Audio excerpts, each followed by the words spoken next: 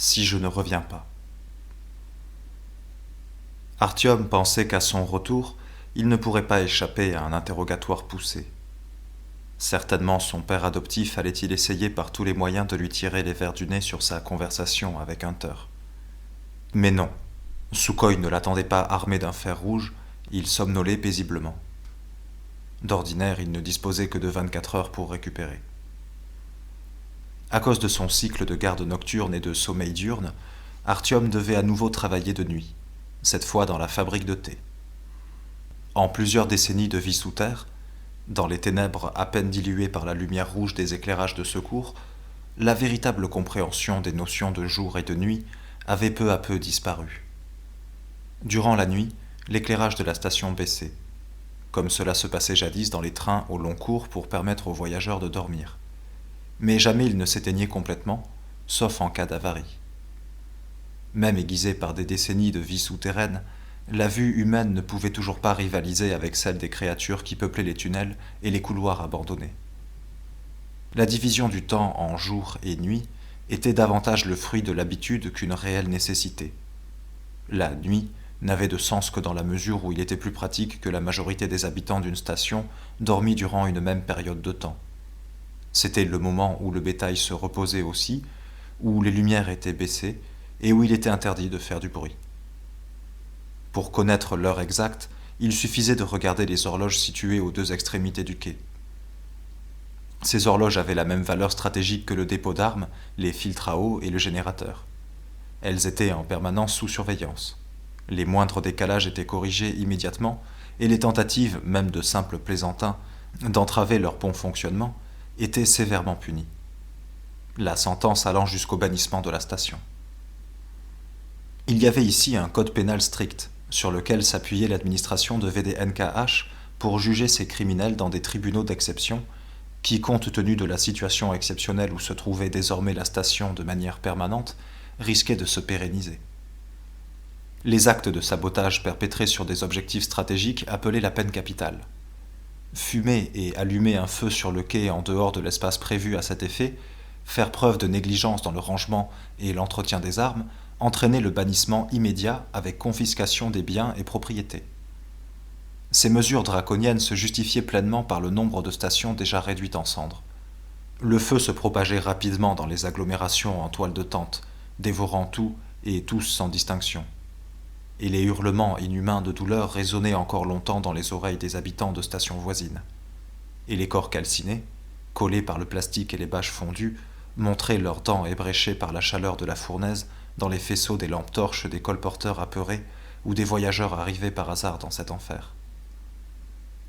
Pour éviter que ces mêmes horreurs ne se répètent, le comportement inconséquent avec le feu fut inscrit par les autorités de la majorité des stations au rang des infractions pénales les plus graves. Le vol, le sabotage et le refus de travailler étaient également passibles de sanctions. Mais si l'on considérait la faible population de la station, environ 200 âmes, et le fait que chacun se trouvait presque en permanence dans le champ de vision de ses concitoyens, ces crimes-là, et les crimes en général, étaient commis très rarement, et le plus souvent par des étrangers. La participation aux travaux de toute nature était obligatoire à VDNKH, et chacun, du plus jeune au plus âgé, devait s'acquitter de son quota d'heures quotidiennes. L'élevage porcin, la champignonnière, la fabrique de thé, la boucherie, la sécurité incendie, les services d'ingénierie, l'atelier d'armement. Chaque résident travaillait dans une, voire deux de ces entreprises. De plus, les hommes devaient un tour de garde dans l'un ou l'autre des tunnels une fois par tranche de 48 heures, et durant les conflits ou l'apparition d'un nouveau danger inconnu, les postes de garde étaient renforcés et une division de réserve se tenait prête à rejoindre le champ des opérations à tout instant. Peu de stations avaient une vie aussi bien réglée, et la renommée dont était auréolé VDNKH attirait bien des gens qui souhaitaient s'y établir. Mais les autorisations de résidence pour les étrangers étaient délivrées avec parcimonie et beaucoup de réticence. Il restait quelques heures jusqu'au moment où il devait se rendre à la fabrique de thé, et ne sachant comment les occuper, Artyom se traîna chez son meilleur ami, Jeniya, celui-là même avec qui il avait entrepris, il y a bien longtemps, l'équipée folle vers la surface. Jeniya avait le même âge qu'Artyom, mais contrairement à lui, il vivait avec sa véritable famille. son père, sa mère et sa petite sœur. Les familles qui avaient échappé à la mort ensemble se comptaient sur les doigts d'une main, et Artyom enviait en secret son ami. Bien sûr, il aimait beaucoup son père adoptif et éprouvait pour lui un profond respect, même maintenant que ses nerfs avaient lâché. Mais un père adoptif n'est pas tout à fait un père, pas même un parent. Artyom n'avait jamais appelé Sukhoi papa. Et Sukhoi, ayant lui-même demandé à Artyom de l'appeler tonton Sacha lorsqu'il l'avait recueilli, en était venu à regretter ce choix au fil des ans. C'était un vieux loup solitaire des tunnels. Les années passaient, mais il n'avait pas eu le temps de fonder une véritable famille. Il n'avait même pas d'épouse pour l'attendre au retour de ses expéditions. Son cœur se serrait à la vue d'une mère avec un enfant en bas âge, et il se prenait à rêver qu'il arriverait un jour dans sa vie où il ne faudrait plus repartir dans l'obscurité froide des tunnels, disparaissant de la vie des habitants de la station pour des jours, des semaines, ou peut-être à jamais. Alors il espérait qu'il trouverait une femme prête à l'épouser. Il espérait que naîtraient des enfants qui, en apprenant à parler, ne l'appelleraient pas tonton Sacha, mais papa. La vieillesse et l'impotence approchaient à grands pas.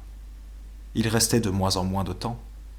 Il aurait fallu se dépêcher, mais il n'arrivait pas à se sortir de son quotidien. Les missions succédaient aux missions. Pour l'heure, personne ne semblait capable de prendre sa suite, personne sur qui se décharger d'une part de son travail, à qui confier ses contacts et ses réseaux, ses secrets professionnels, pour se trouver enfin une occupation plus routinière dans l'enceinte de VDNKH. Cela faisait longtemps qu'il réfléchissait à une activité plus calme. Il pouvait obtenir un poste à responsabilité au sein de la station, compte tenu de son dossier sans tâche et de ses relations amicales avec l'administration. Mais pour le moment, il ne voyait pas de relève valable, même à l'horizon. Et, se consolant avec des rêves de lendemain radieux, il vivait au jour le jour, remettant sans cesse le retour définitif à plus tard, et arrosant de son sang et de sa sueur les granits de stations étrangères et le béton des tunnels lointains. Artyom savait que son père adoptif, malgré son amour quasi paternel, ne voyait pas en lui la relève qu'il espérait tant, et le considérait dans les grandes lignes comme un nigaud, et ce tout à fait injustement. Il n'invitait jamais Artyom à l'accompagner dans ses longues pérégrinations, alors que ce dernier, en grandissant, rendait caduc le prétexte qu'il était trop petit et risquait de se faire enlever par des zombies ou manger par des rats. Et il ne comprenait pas que c'était son manque de confiance en Artyom qui poussait celui-ci à entreprendre les aventures les plus folles pour lesquelles il le tensait par la suite. Il ne voulait pas qu'Artyom mette inutilement sa vie en péril lors d'errances à travers le métro, mais qu'il mène la vie que lui, Sukhoi, rêvait de connaître. Une existence calme et sans danger, consacrée au travail et à ses enfants. Il ne voulait pas le voir gâcher sa jeunesse, mais en souhaitant une telle vie à Artyom, il oubliait que lui-même avait traversé feu et eau, avait vécu 1000 péripéties dont il s'était rassasié avant de tendre vers une existence plus paisible. Ce n'était pas la sagesse qu'il avait accumulée au cours de sa vie qui s'exprimait ainsi, mais le poids des ans et la fatigue. Artyom était bouillonnant d'énergie. Il commençait à peine à vivre et jugeait insensé de mener une existence végétative de cultivateur de champignons sans jamais oser franchir le poste des 500 mètres. La volonté de s'enfuir de la station grandissait en lui jour après jour, à mesure qu'il comprenait quel sort lui réservait son père adoptif. La carrière de fabricant de thé conjuguée à celle de père de famille nombreuse révulsait Artyom au plus haut point.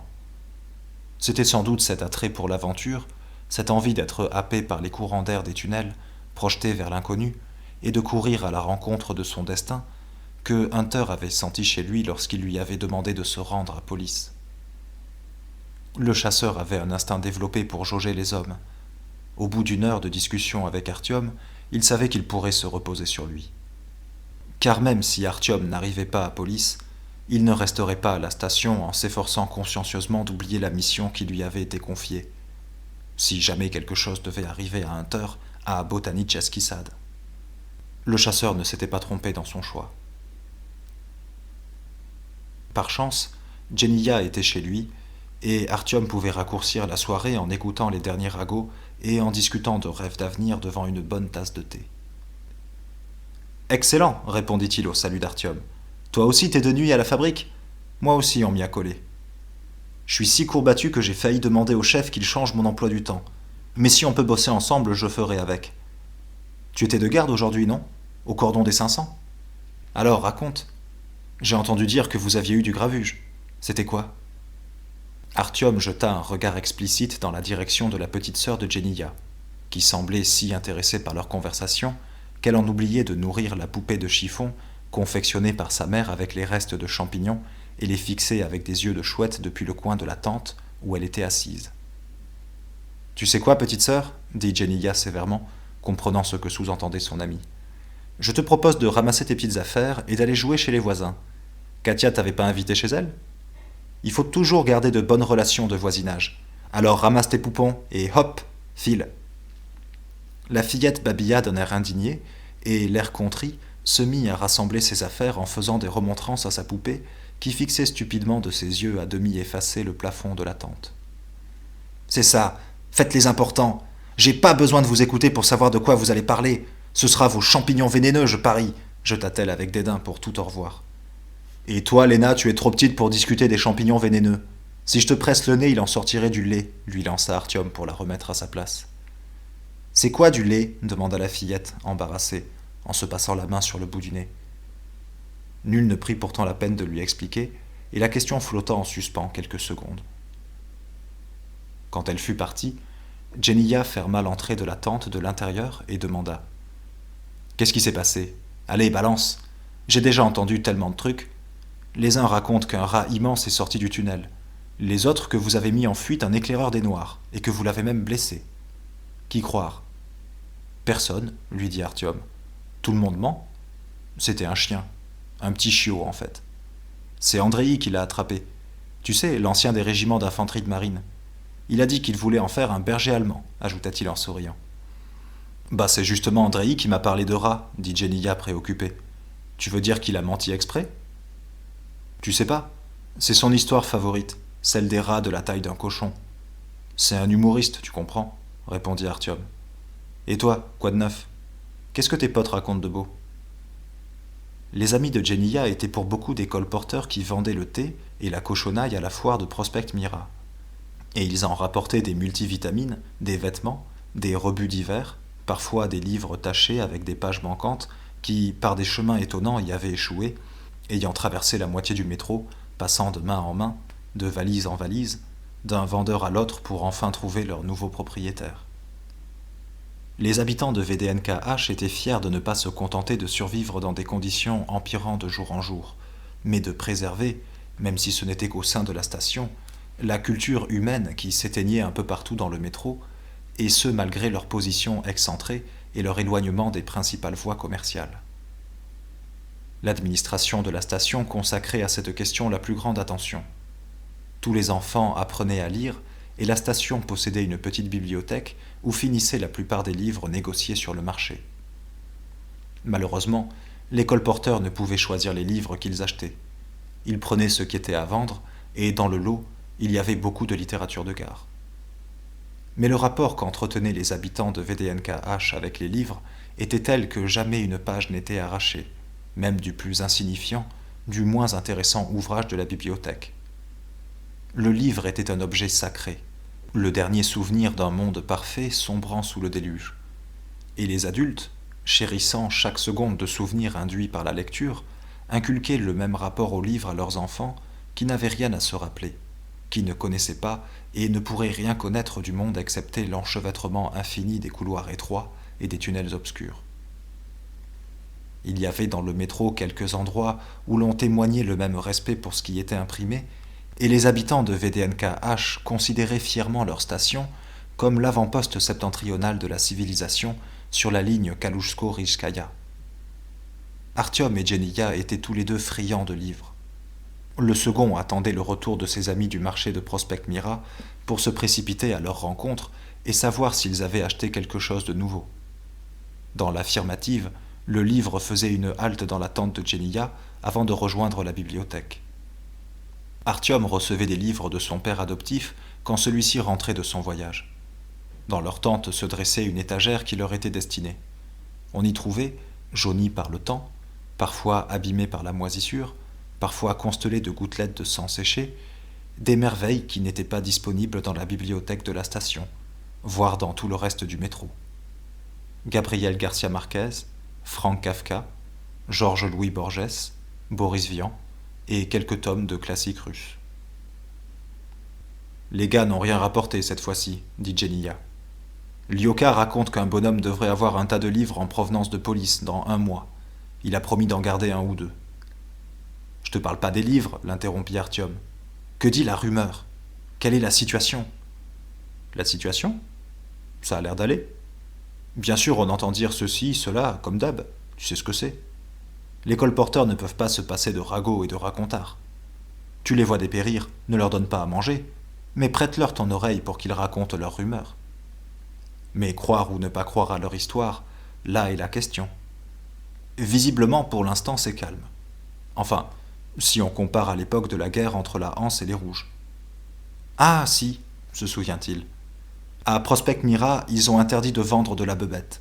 Maintenant, s'ils en trouvent sur un colporteur, ils confisquent tout, le jettent de la station et portent son nom sur un registre.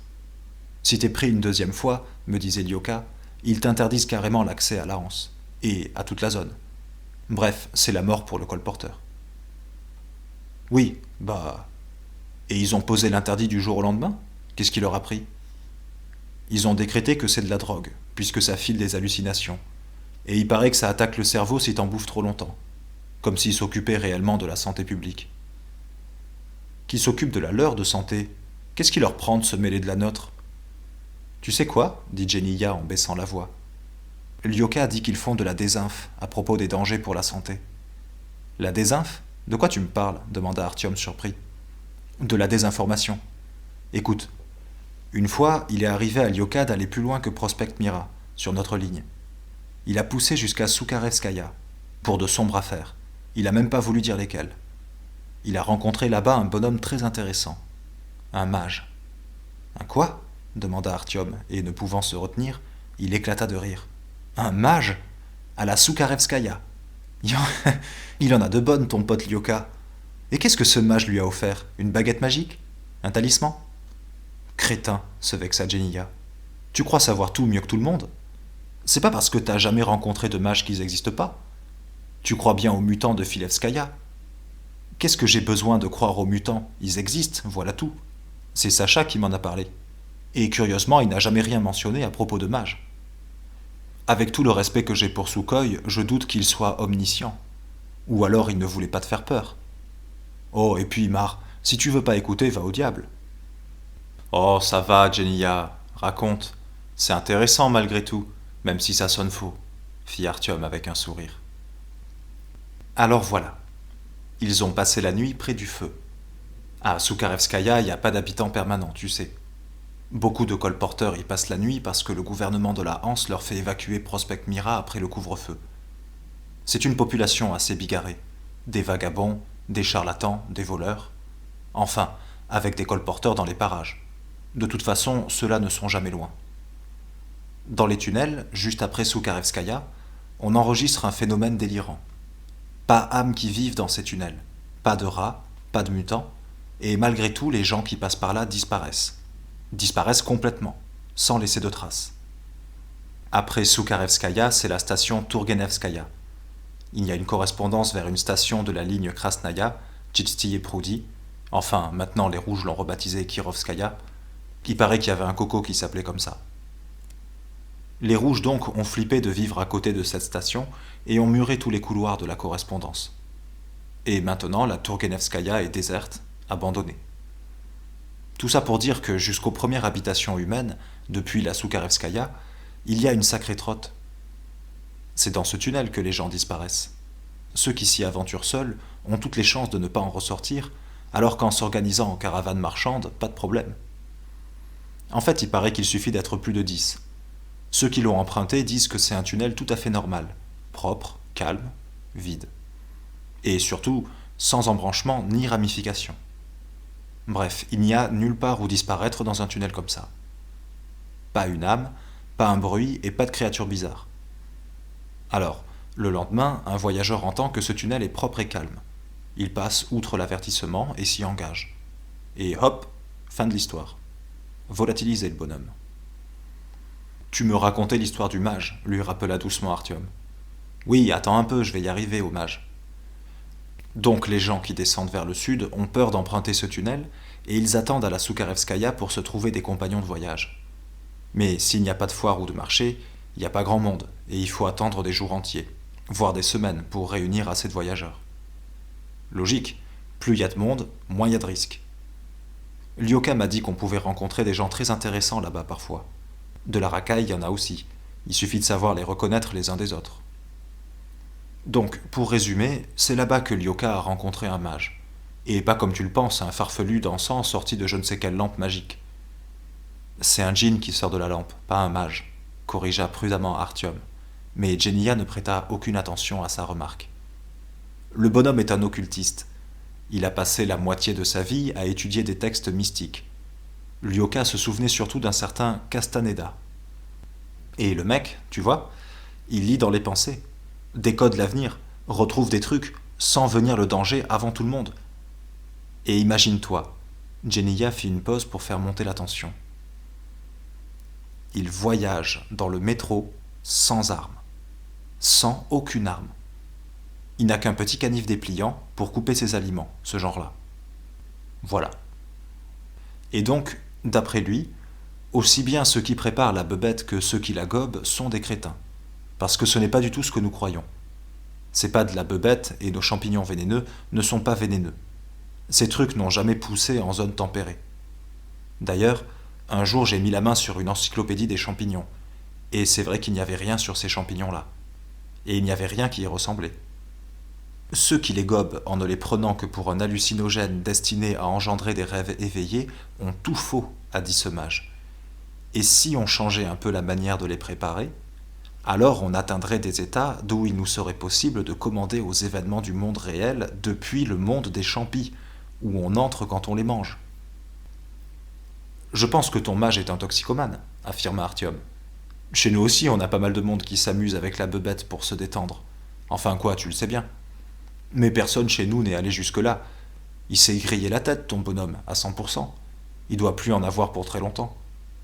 Écoute, Sacha m'a raconté une de ces histoires. Sur une station du métro, je sais même plus laquelle, un vioque s'en est venu le coller.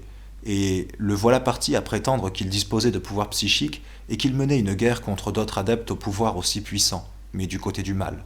Et qu'ils sont sur le point de le vaincre avec l'aide d'extraterrestres. Et que peut-être ce jour ce sera son dernier jour, car il consacre toutes ses forces à la bataille. La station, elle est un peu comme la Soukarevskaya, pas habitée, juste quelques feux au milieu du quai, loin du tunnel, et des gens autour histoire de passer la nuit au chaud avant de repartir.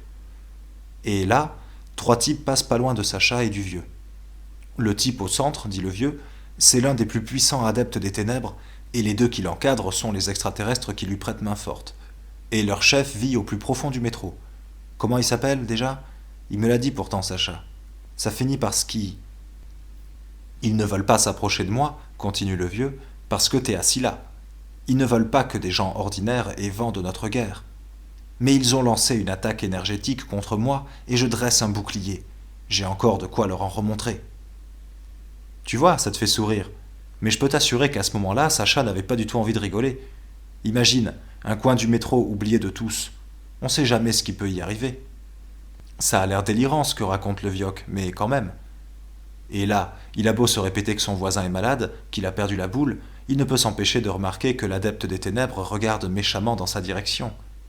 Et ses yeux, on dirait qu'ils luisent. C'est fou cette histoire, dit Genia, l'air incertain. C'est peut-être fou, mais tu le sais, dans les stations éloignées, il faut être prêt à tout. Et le vieux lui dit qu'il est bientôt l'heure pour lui, pour le vieux s'entend, de livrer la dernière bataille contre les adeptes des ténèbres. S'il perd, et il lui reste de moins en moins de force, c'est la fin de toute chose. Avant, il y avait beaucoup plus d'adeptes des énergies positives et les forces étaient équilibrées. Mais ensuite, les adeptes du mal ont commencé à l'emporter et lui est l'un des derniers. Peut-être même le dernier. S'il meurt et que les mauvais l'emportent, c'est la fin de tout. Si tu veux mon avis, chez nous c'est déjà la fin de tout, remarqua Genia. Tout n'est pas complètement fini. Il y a encore de l'espoir, répondit Artyom. Et donc, juste après ce discours, le vieux dit à Sacha « Dis-moi, fiston, t'aurais pas quelque chose à manger des fois ? Parce que j'ai plus beaucoup de force, et la dernière bataille approche. Et de son issue dépend notre avenir à tous, le tien aussi. T'as compris? Le vioc, il quémandait de la nourriture. C'est pareil pour ton mage, si tu veux mon avis. Chez lui non plus, il n'y a plus personne au volant. Mais pas pour les mêmes raisons. Je crois que c'est sûr. T'es vraiment un crétin. T'as même pas fini d'écouter mon histoire. Et puis comment tu sais que le vieux mentait? Comment il s'appelait d'ailleurs? Il te l'a pas dit ton paternel? Il me l'a dit, mais je m'en souviens plus exactement. Un drôle de nom. Ça commençait par un Z. Peut-être Zirba ou alors Zarbi. Ces clodos, ils ont souvent un surnom débile au lieu d'un nom. Et toi? Il s'appelait comment ton mage? Il a dit à Lyoka qu'en ce moment on l'appelait Carlos, à cause de la ressemblance. Impossible de savoir ce qu'il entendait par là. Mais c'est son explication mot pour mot. Et tu as eu tort de ne pas me laisser finir. À la fin de leur conversation, il a dit à Lyoka que le lendemain il valait mieux éviter le tunnel nord, alors que justement mon copain voulait partir. Il a suivi son conseil et est resté. Il a bien fait. Ce jour-là, des bandits ont attaqué la caravane entre la Soukarevskaya et Prospect Mira, dans un tunnel considéré comme sûr. Ils ont été repoussés à grand-peine au prix de la moitié des effectifs de la caravane. Voilà. Artyom se tut et réfléchit. Quand on y pense, c'est vrai qu'on ne peut rien tenir pour certain. Tout peut arriver. Mon père adoptif me racontait les merveilles qui se produisaient au temps jadis. Et il m'a dit que sur les stations parmi les plus éloignées, où les gens redeviennent sauvages comme au début de l'humanité, où ils oublient que l'homme est un être intelligent, il se passe de drôles de choses que notre esprit cartésien ne pourrait pas expliquer. Il n'a jamais pris le temps de donner davantage d'explications. Et, à vrai dire, ce n'était pas à moi qu'il s'adressait alors. J'ai entendu cette conversation par inadvertance. Ah, c'est bien ce que je te dis. On entend tellement d'histoires par ici qu'un homme sensé ne croirait jamais. Déjà, à la fois précédente, Lyoka m'en avait raconté une intéressante. Ça te dit? Des trucs comme ça, tu ne les entendras nulle part, même chez ton père. C'est un colporteur venu de la ligne Serpurkovskaya qui le racontait à Lyoka sur un marché. Est-ce que tu crois aux signes? Bah, chaque fois qu'on parle ensemble, je me pose la question de savoir si j'y crois. Mais après avoir passé du temps seul, ou discuté avec des gens normaux, je me rends compte que pas vraiment, répondit Artyom, qui avait toutes les peines du monde à dissimuler son sourire. Sérieux? Comment dire? J'ai lu un truc ou deux. Et Sacha l'a évoqué à quelques reprises. Mais franchement, j'ai du mal à croire à toutes ces histoires. Et des fois, j'ai du mal à te comprendre, Genia. On vit ici dans un cauchemar permanent, avec les assauts réguliers des Noirs. Personne nulle part dans le métro ne subit ce que nous subissons. Et quelque part dans les stations centrales, lorsque les gens entendent parler de ce qui se passe ici, ils se regardent et se demandent les uns aux autres: non mais vous croyez vraiment ces racontars à propos des Noirs? Ça ne te suffit pas? Tu veux absolument te faire peur avec autre chose? Ne me dis pas que tu ne t'intéresses qu'à ce que tu peux voir ou toucher. Tu crois vraiment que le monde se résume à ce que tu peux voir? À ce que tu peux entendre? Qu'est-ce que tu fais de la taupe? La taupe ne voit rien de naissance. T'es bien d'accord pour dire que ce n'est pas parce que la taupe ne voit pas le monde qui l'entoure qu'il n'existe pas. Pareil pour toi. D'accord. C'est quoi l'histoire que tu voulais me raconter à propos de ce colporteur de la ligne Serpukhovskaya? À propos du colporteur? Ah, une fois, Lyoka a fait la connaissance d'un type sur une foire. En vérité, il n'est pas vraiment de la ligne Serpukhovskaya, il est sur l'anneau. C'est un citoyen de la Hanse qui réside à Dobrininskaya. Ils ont une correspondance vers la Sepourkovskaya.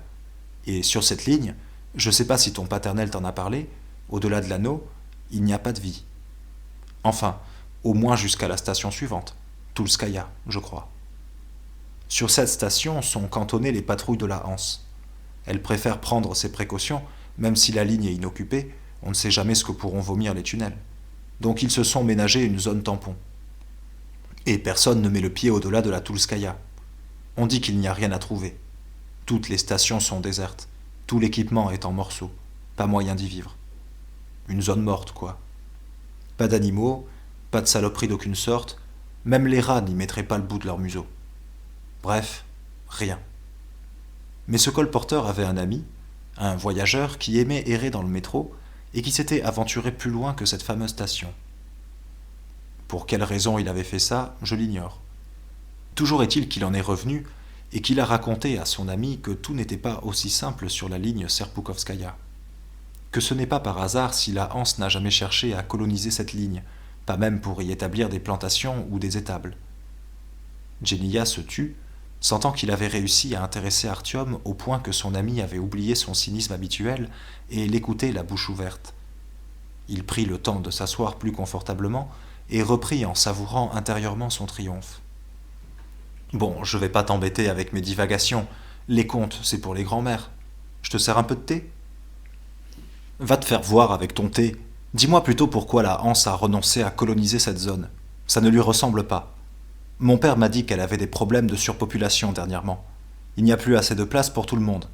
Alors comment se fait-il qu'elle ait laissé passer une telle opportunité d'annexer de nouveaux territoires ? » « Ah ah, je vois que ça t'intéresse quand même. » Donc voilà. Ce vagabond a poussé assez loin. Il marchait, marchait, et pas âme qui vive. Rien ni personne sur le chemin, comme dans le tunnel de la Soukarevskaya. T'imagines ? Pas même un rat. Seulement l'eau qui suinte. Les stations sont laissées à l'abandon dans l'obscurité, comme si personne n'y avait jamais résidé. Mais la sensation de danger est omniprésente, et elle vous ronge. Il marchait vite. En une demi-journée, il avait couvert 4 stations. Je sais pas, peut-être qu'il était désespéré. Il faut le faire que d'aller seul dans un endroit pareil. Et le voilà arrivé à Sevastopolskaya. Il y a une correspondance vers la ligne Kakhovskaya. Tu as déjà entendu parler de la Kakhovskaya ? Il n'y a que 3 stations. C'est pas une ligne, c'est une idiotie, avec une tête d'appendice. Et le voilà qui décide de passer la nuit à Sevastopolskaya. Entre les nerfs et l'effort physique, il trouve quelques trucs à brûler, il fait un feu pour se rassurer un peu, et se glisse dans son sac de couchage au milieu du quai. Et cette nuit-là, Jeniya se tut, se leva en s'étirant, et dit avec un sourire sadique : « Non, y a pas, faut vraiment que je me fasse un thé. » Sur ces mots, et sans attendre de réponse, il quitta la tente en emportant avec lui la bouilloire, laissant Artyom méditer sur son récit. Artyom sentit la colère monter en lui, mais il décida de se contenir et ne dire à Jeniya ce qu'il pensait de lui qu'une fois l'histoire terminée. Soudain, il se souvint de la demande de Hunter, qui ressemblait davantage à un ordre, puis ses pensées retournèrent à l'histoire de son ami.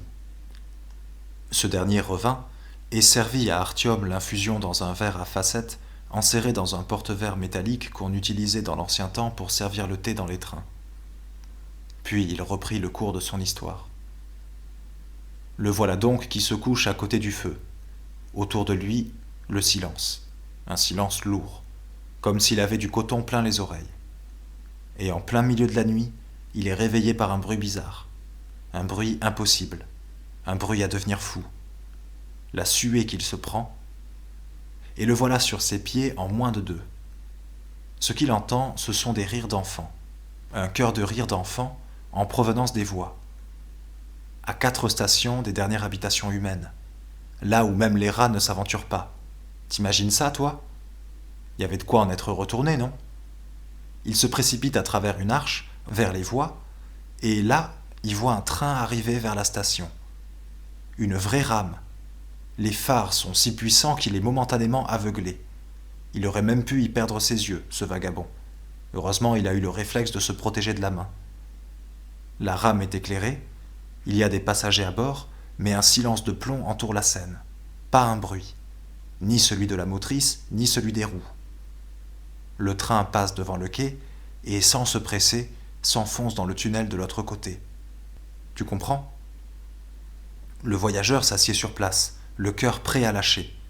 Et les gens dans le wagon ont l'air vivants, ils tiennent des conversations inaudibles. La rame, wagon après wagon, passe devant lui et y voit, dans le dernier wagon, un enfant de 7 ans qui le fixe en retour. Il le regarde, il le montre du doigt et il rit. Et c'est ce rire qu'il entend. Le silence est tel que le bonhomme entend son cœur battre à tout rompre en même temps qu'il entend rire l'enfant. La rame s'enfonce dans le tunnel. Les échos du rire s'assourdissent et meurent dans le lointain. À nouveau, il est seul. Seul et dans un silence absolu, effrayant. « Et c'est à ce moment-là qu'il se réveille » demande Artyom d'une voix où se mêlent moquerie et espoir. « Si seulement !» Il s'est précipité vers le feu, a ramassé ses affaires à la hâte et a couru sans s'arrêter jusqu'à la Toulskaya. Il a couvert tout le chemin retour en 1 heure. Il était mort de trouille, fallait le voir. Artyom ne souffla mot, impressionné par le récit. Le silence s'établit dans la tente. Enfin, Artyom parvint à se ressaisir. Il toussauta pour vérifier que sa voix ne le trahirait pas en montant dans les aigus, et, satisfait, demanda d'un ton qu'il voulut le plus détaché. « Et tu crois à ces trucs ?» Disons que ce n'est pas la première histoire de ce tonneau que j'entends à propos de la Serpukovskaya. Seulement, je ne t'en parle pas à chaque fois vu que c'est pas possible d'en discuter avec toi. Tu te mets tout de suite à ergoter. C'est pas tout ça, mais le temps passe. C'est notre tour bientôt d'aller bosser, faut se préparer. On finira notre discussion là-bas. Artyom se leva à contre-cœur, s'étira et se traîna chez lui pour se préparer un petit encas à manger à la fabrique. Son père dormait toujours. La station était plongée dans la quiétude, l'heure du couvre-feu devait avoir sonné, ce qui impliquait qu'il ne restait plus beaucoup de temps avant l'embauche de l'équipe de nuit. Mieux valait se dépêcher. En passant devant la tente réservée aux hôtes, où dormait Hunter, Artyom vit que le rideau d'entrée était relevé et la tente vide de tout occupant. Il sentit un lancement dans la poitrine. Il commençait seulement à se rendre compte que tout ce dont ils avaient discuté avec Hunter n'était pas un rêve, que c'était bel et bien arrivé et que la suite des événements pouvait le concerner directement, et, qui sait, déterminer le cours du reste de sa vie. La fabrique de thé se trouvait dans un cul-de-sac non loin de la barrière, désormais bloquée, de la nouvelle sortie du métro, devant l'escalator qui menait vers la surface. De fabrique, elle n'avait que le nom, car tout le travail était exécuté manuellement. Il aurait été impensable et dispendieux de consacrer une partie de la précieuse énergie électrique à la fabrication du thé. Derrière les paravents métalliques qui séparaient l'espace dédié à la fabrique du reste de la station, étaient tendus des fils de fer sur lesquels séchaient, une fois lavés, les chapeaux des champignons. Quand il faisait trop humide, on allumait de petits feux pour accélérer le processus et éviter la moisissure. Sous ce treillis métallique étaient disposées les tables où les ouvriers découpaient puis éminçaient les champignons secs. Cette opération terminée, on ajoutait des extraits de plantes et différentes poudres dont la composition était gardée secrète et n'était connue que du directeur de la fabrique. Le produit fini était emballé dans du papier ou de la cellophane en fonction des disponibilités à la station. C'était par ce procédé basique qu'on produisait le thé de la VDNKH. Et s'il n'y avait pas eu les immanquables conversations, les 8 heures de découpe et de râpage de champignons séchés auraient été un véritable calvaire. L'équipe de nuit se composait cette fois-ci d'Artyom, de Jeniya et d'un homme aux cheveux hirsutes prénommé Kirill, le même avec qui Artyom avait monté la garde au cordon nord quelques heures plus tôt. À la vue de Jeniya, Kirill s'anima et se lança dans la poursuite d'un récit commencé vraisemblablement quelque temps plus tôt, mais resté inachevé. Artyom, qui ne voulait pas prendre une histoire en cours, s'absorba dans ses pensées. L'épisode de la ligne Serpukovskaya s'estompait progressivement de sa mémoire pour laisser remonter à la surface la conversation avec Hunter qu'il semblait avoir occultée. Que faire ?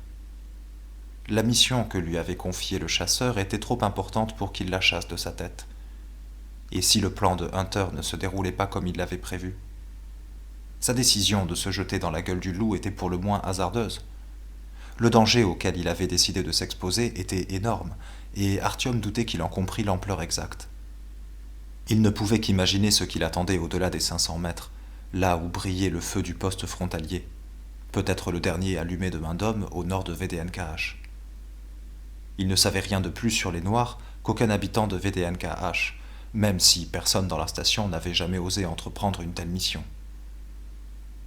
Techniquement, nul ne savait si la brèche par laquelle les Noirs s'introduisaient dans le métro se trouvait bel et bien à la station Botanichesky Sad. La probabilité que Hunter ne revienne pas et qu'il ne puisse pas accomplir la mission qu'il s'était lui-même fixée était très forte.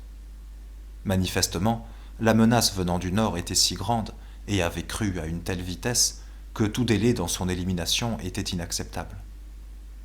Il restait la possibilité que Hunter en sût davantage sur les Noirs qu'il n'avait révélés lors de sa conversation avec Sukhoi, puis avec Artyom. De notre côté, il devait être pleinement conscient du danger qu'il courait et du risque que sa mission se solde par un échec, sinon à quoi bon le préparer lui, Artyom, à une telle éventualité. Hunter ne semblait pas homme à s'encombrer de précautions inutiles, ce qui voulait dire que la probabilité qu'il ne revienne pas à VDNKH existait et qu'elle était assez élevée.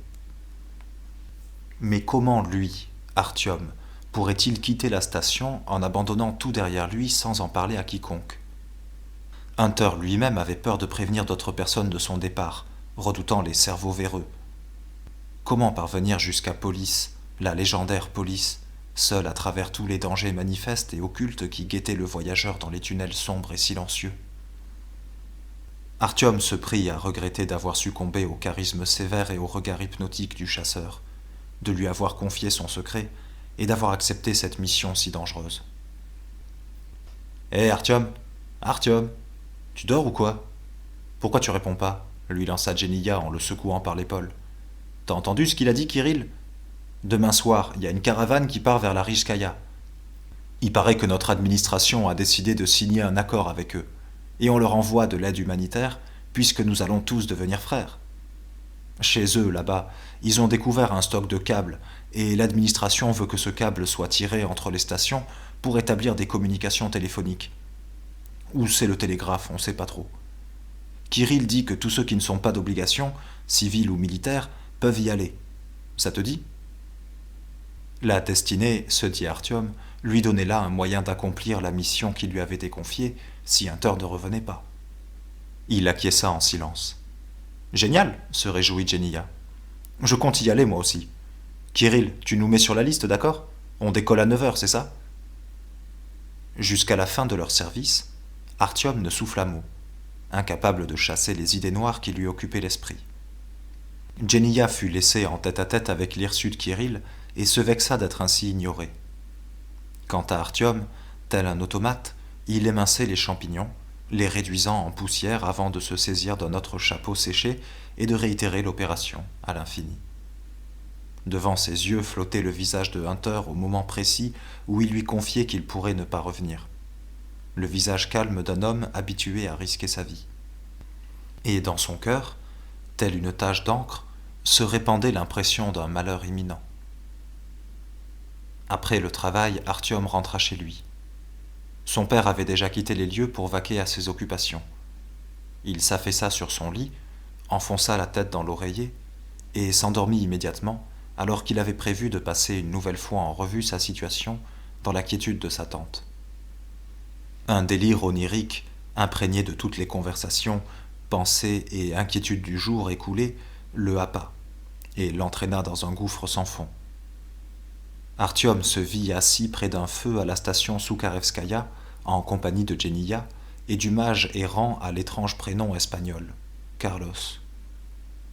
Carlos leur enseignait la manière de préparer convenablement la bebête à partir de plants vénéneux et expliquait que la manière de la consommer en usage à VDNKH était un crime, car ces champignons vénéneux n'en étaient pas en réalité, mais une nouvelle forme de vie intelligente sur Terre qui pourrait bien à terme remplacer l'espèce humaine. Que ces champignons n'étaient pas des formes de vie autonomes, mais des sous-parties d'un grand ensemble relié par un système neuronal, une champignonnière géante à l'échelle du métropolitain. Et que celui qui consommait la bebête n'absorbait pas simplement un psychotrope, mais entrait en communication avec cette nouvelle forme de vie consciente. En s'y prenant correctement, on pouvait se lier d'amitié avec elle et recevoir l'aide qu'elle apportait à ceux qui la contactaient par l'entremise de la bebête. Mais Sukhoi apparut soudain et, agitant son doigt dans sa direction, déclara que la consommation de la bebête était interdite car une absorption prolongée rendait le cerveau véreux. Artyom décida de vérifier ce phénomène par lui-même. Prétendant qu'il devait faire un tour pour s'aérer, il contourna subrepticement le mage au nom espagnol pour se placer derrière lui. Là, il se rendit compte que l'occultiste avait l'arrière du crâne ouvert et qu'on pouvait apercevoir son cerveau vermoulu et noirci. De longs vers pâles grouillés se tortillaient, dévoraient la matière grise, ouvrant de nouveaux passages. Le mage, quant à lui, continuait à discourir comme si de rien n'était. Artyom prit peur et décida de fuir. Il attrapa la manche de Geniya pour l'entraîner à sa suite, mais son ami balaya sa main d'un geste impatient, comme on chasse une mouche importune, et demanda à Carlos de poursuivre. Et Artyom vit des vers quitter la tête du mage pour se tortiller par terre vers son ami, monter le long de sa colonne vertébrale et tenter de se frayer un chemin dans son oreille. Il n'y tint plus et se précipita sur les voies pour mettre le plus de distance possible entre cette station et lui. Mais il se rappela qu'il venait d'emprunter le tunnel où on ne pouvait se rendre seul, uniquement en groupe. Il fit demi-tour pour retourner à la station, sans toutefois y parvenir. Dans son dos, une lumière s'alluma soudain, et il vit avec une netteté peu commune dans un rêve son ombre se découper sur les rails à ses pieds. Il se retourna. Des profondeurs du métro, un train fonçait irrémédiablement sur lui dans un boucan de tous les diables, l'aveuglant de ses phares. Il sentit ses jambes flancher et refusait de le porter, comme si elles étaient faites de coton. Et alors que le train n'était plus qu'à quelques longueurs d'Artyom, la vision perdit soudain toute consistance et disparut. Cette image fut remplacée par une nouvelle, complètement différente. Il vit Hunter tout vêtu de blanc, immaculé, dans une chambre au mur tout aussi blanc, dépourvu de mobilier. Il se tenait debout, tête baissée, les yeux rivés au sol. Puis il leva son regard pour le planter dans celui d'Artyom. L'impression était des plus étranges, car dans ce rêve, Artyom ne sentait pas son corps, comme s'il observait la scène de l'extérieur.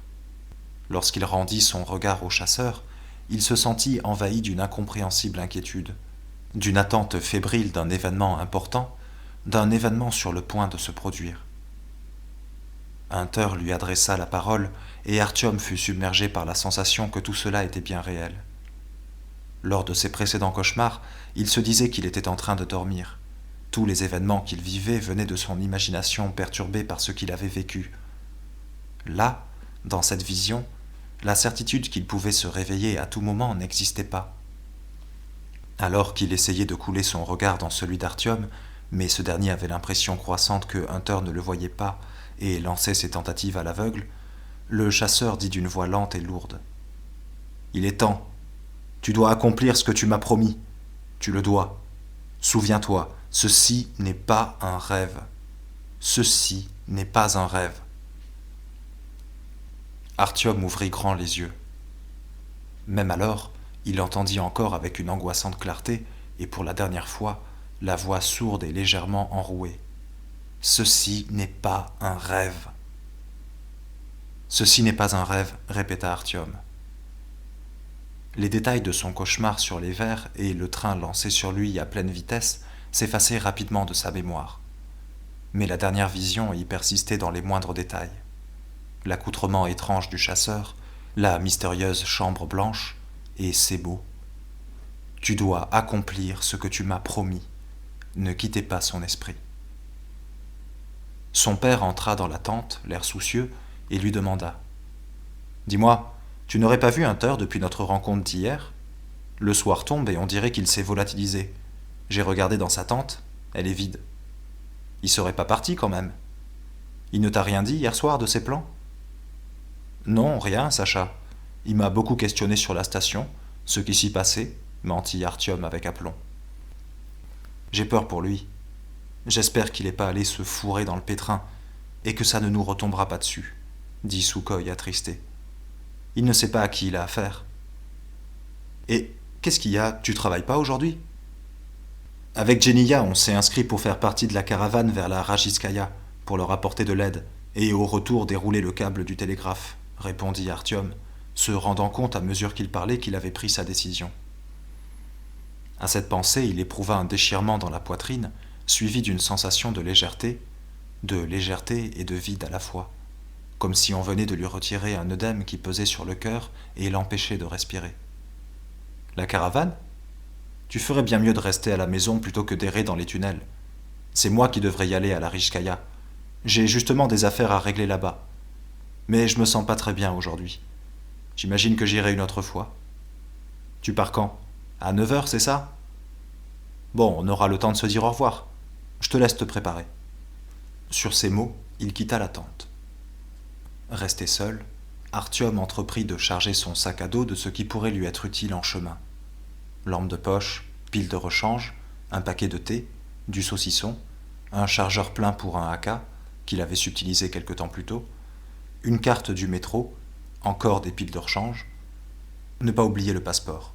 Jusqu'à la Rijskaya, il n'aurait aucune utilité, mais au-delà, sans passeport, la première patrouille d'une station souveraine vous fait rebrousser chemin ou vous abat sans autre forme de procès, selon la situation géopolitique.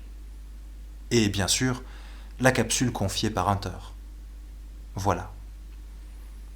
Endossant le sac, Artyom balaya une dernière fois du regard ce qui avait été son foyer et sortit de la tente d'un pas résolu. Le groupe en partance avec la caravane se rassemblait sur le quai à côté de l'entrée du tunnel sud. Sur la voie, les attendait une draisine à main déjà chargée de caisses de viande, de champignons et de paquets de thé. Et au-dessus d'un appareil assemblé par les bricoleurs de la station, sans doute un télégraphe. Deux autres personnes, outre Artyom, Jeniya et Kirill, prenaient part à l'expédition. Un volontaire et un commandant délégué par l'administration pour peaufiner les derniers arrangements et servir d'ambassadeur. Tous sauf Jeniya étaient prêts et avaient entamé une partie de domino en attendant le signal du départ. Non loin, disposés en pyramide, étaient les kalachnikovs qu'on leur avait alloués le temps de la mission. Des chargeurs additionnels assemblés aux principaux à l'aide d'un ruban adhésif bleu. Enfin, Jeniya fit son apparition. Il avait dû faire manger sa sœur et l'accompagner chez les voisins où elle resterait jusqu'au retour de ses parents du travail. Au moment du départ, Artyom se souvint qu'il n'avait pas fait ses adieux à son père adoptif. Présentant ses excuses et promettant de revenir aussitôt, il se défit de son sac à dos et se rua chez lui. La tente était vide, et il courut vers les locaux autrefois occupés par le personnel de service où siégeait aujourd'hui l'administration de VDNKH. Sukhoi s'y trouvait. Il était assis en face du chef de la station avec qui il était engagé dans une conversation animée. Artyom heurta le chambranle de la porte et tout sauta. « Bonsoir, Alexandre Nikolaïevitch. Est-ce que je peux parler à tonton Sacha une seconde ?»« Bien sûr, Artyom. Entre. Tu veux du thé ?» l'accueillit cordialement le chef de la station. « Ça y est, vous partez ? Quand est-ce que vous serez de retour ?» demanda Sukhoi en se reculant de la table avec sa chaise. « Je ne sais pas exactement, » marmonna Artyom. « Quand ça sera bon ?» Il était pleinement conscient que c'était peut-être la dernière fois qu'il voyait son père adoptif, et il ne voulait surtout pas mentir à la seule personne qui l'aimait réellement en lui promettant un retour pour le lendemain. Artyom sentit ses yeux le brûler et découvrit, honteux, qu'ils étaient humides. Il fit un pas en avant et serra son père dans ses bras. « Bah, Artyom, mon garçon, qu'est-ce qui te prend ? Vous serez sans doute de retour demain, hein ?» dit l'autre d'une voix rassurante qui ne parvenait pas à masquer son étonnement. « Demain soir, si tout se déroule conformément au plan, » confirma Alexandre Nikolaïevitch. « Prends soin de toi, tonton Sacha. Que tout aille pour le mieux, » dit Artyom d'une voix enrouée en lui serrant la main. Puis il tourna les talons et s'enfuit rapidement, honteux de sa faiblesse. Sukhoi le suivit du regard, l'air étonné. Qu'est-ce qui lui arrive ? C'est pourtant pas la première fois qu'il va à la Rijskaya. Rien, Sacha, rien du tout. Il s'aguerrira en son temps, ton gamin. Et tu vas les regretter, les jours où il te faisait ses adieux les larmes aux yeux, alors qu'il s'éloignait de 2 stations. Bon, qu'est-ce que tu me disais à propos de l'Alexeïevskaya ? Qu'est-ce qu'il pense des patrouilles dans les tunnels ? Parce que ça nous aiderait bien, ça. Quand Artyom rejoignit le groupe en courant, le commandant leur remit à chacun une arme, contre signature, et dit « Alors les gars, on s'assied avant la route ?» Et il fut le premier à s'asseoir sur un banc en bois poli par les ans. Les autres l'imitèrent en silence. « À la grâce de Dieu !» dit le commandant en se relevant, et, sautant lourdement sur les voies, il prit sa place en tête du convoi. Artyom et Jeniya, étant les 2 cadets, montèrent sur la draisine, se préparant pour l'effort physique. Kirill et le 2e volontaire fermaient la marche. « En avant !» dit le commandant. Artyom et Jeniya se penchèrent sur le levier. Kirill donna une impulsion à la draisine qui grinça, frémit et commença à rouler. L'arrière-garde s'ébranla à son tour et le groupe disparut dans la gueule du tunnel sud.